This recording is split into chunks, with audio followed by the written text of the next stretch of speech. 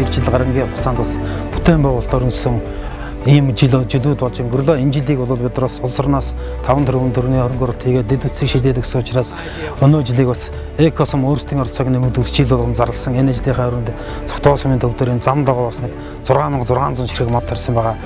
Хойш 2 жил ахсын хугацаанд хамгийн үр дүнтэй бас нэг ажил бол шинжилгээний засгийн газрын ажил нөгөө 6 аймгийг Улаанбаатарт холбох төслийн хүрээнд та бүхэн харж байгаа. Одоо энэ зам маань хажуугаар өнгөрч байгаа. Энэ зам маань орсноороо одоо өмнө хүртэл зам маань явчихсан. Цогтоо сумын ард иргэд Улаанбаатар руу өмнө руугаа одоо хордон ингээд зорчих юм боломжтой болсон. Үүнийгээ дагаад Улаанбаатар хотын энэ хот хоорондын замын цаатал руу шин суурьшлийн бүс болж бий болж хүмүүс одоо та бүхэн харж байгаа тэр барилга баригдаж байна. Тэр дахиад 2 давхар баригдсан замын цаатлаар баригдаж байна.